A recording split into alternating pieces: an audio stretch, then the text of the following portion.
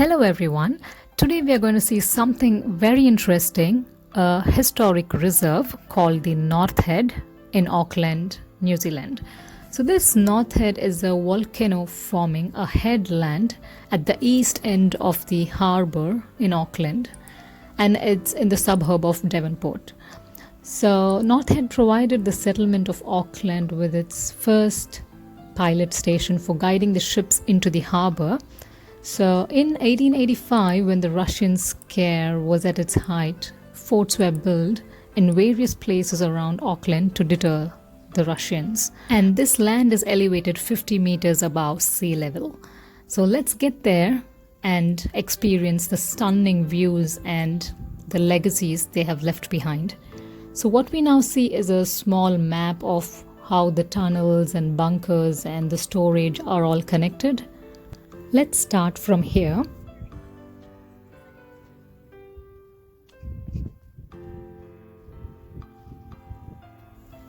Here are a few rooms which were initially used as quarters for the guards, and then it was used as stables for the horses, and then they even used for mushroom farming for a while.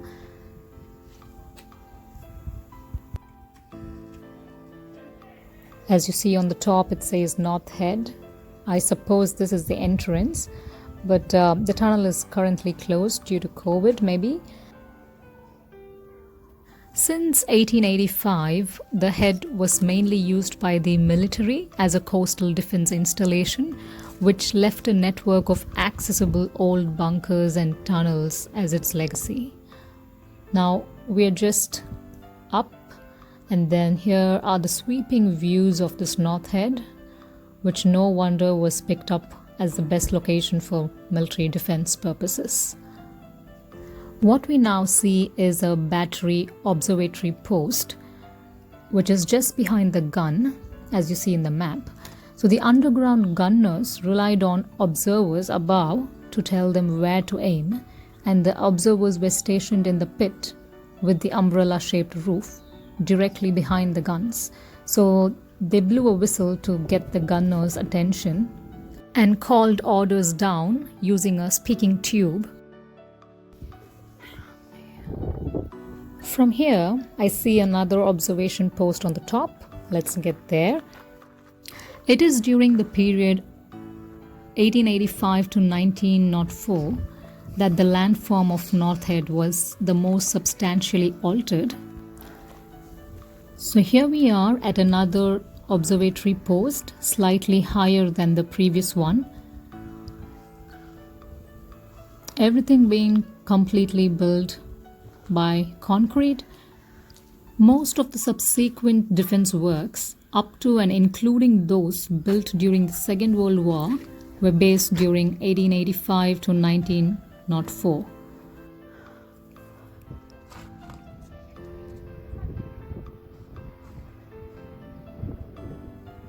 What we are next witnessing is a 6-inch Mark 6 battery. There are two structures as you see, and this battery was built between 1908 to 1911 at the request of British government to protect the Devonport naval base. And a battery is a group of guns with supporting service buildings. We don't get to see the gun right now because the guns were sold during 1959. Prior to that, there was this huge gun on top of the battery right here. And this 6-inch Mk7 guns built by Elswick Ordnance Company in England were the main armament of NORTHHEAD in World War I and until 1941. And the guns each weighed 7.4 tons and had a range of 11 kilometers. They needed 12 men to operate them. Just beside the battery storage, there's a concrete gun shelter used by the duty watchers.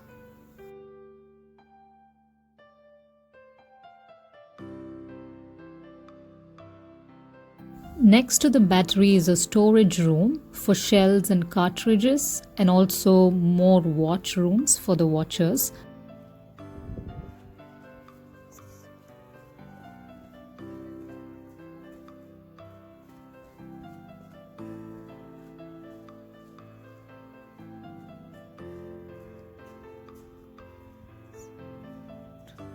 There is a lot of storage room and also tunnels connecting to each side of the battery, and it also works as a deck for lowering and shifting heavy stuff.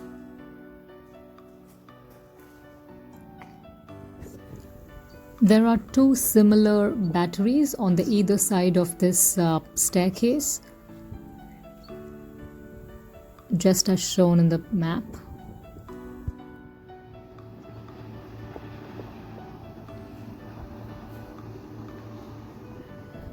Next, what we would witness is the disappearing gun chute battery. It is, of course, a majestic and a stunning view of a gun.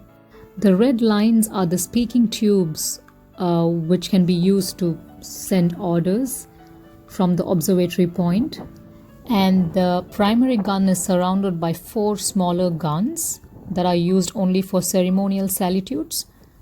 And it was last shot during 1953 when the Queen Elizabeth visited Auckland.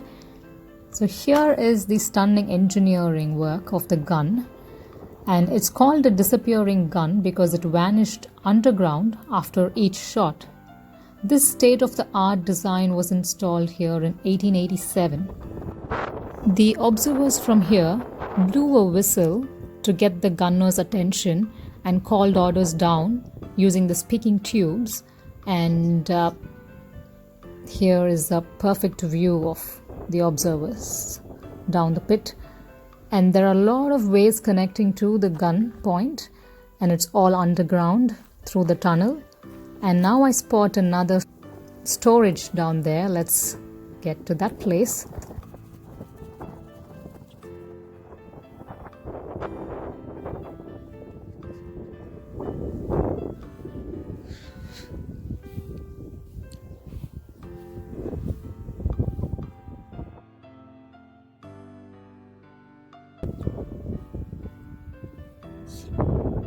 There are more storages for shells and quarters.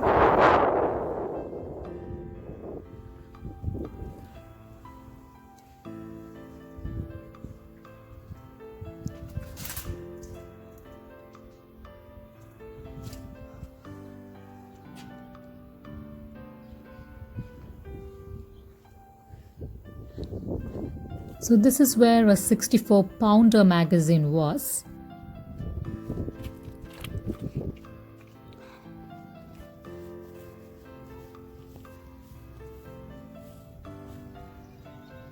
And down there, the tunnel leads to the 64-pounder emplacement and latrines. There is another entrance on the other side. Yep, so this one is the other 64-pounder emplacement. It is super scary to be alone and to go through such places and tunnels. The Department of Conservation has administered the area as a reserve, which provides for beautiful walks along the waterline or onto the summit with good views of the Rangitoto Island and Auckland due to the prominent height of the hill. There's this beautiful cave area which has 3 openings or like a window kind of a view, and currently it's closed for COVID, but however this is how the view would look like. And from there we are now heading towards the other side where there are 2 gun pits. They are very similar and next to each other, facing the north head. From 1850s onwards, there was a constant agitation for a strengthening of New Zealand's coastal defences, and hence why these gun mounts and battery storages have been constantly and substantially altered since 1885 to 1900s and later. So there is a way that leads to the other gun mount, They're interconnected. And yes, these are the significant places of this coastal defense installation, but there are much more around this North Head. If you are a history lover and you have the urge to explore, this is a go-to place in Auckland. And there are well-maintained walking tracks along the coastal line. This is by far the best place that I've visited in Auckland, as I'm so passionate about history, and I'm sure you'll love it too. Do give it a visit. I'll see you all in another short and simple video. Until then, bye!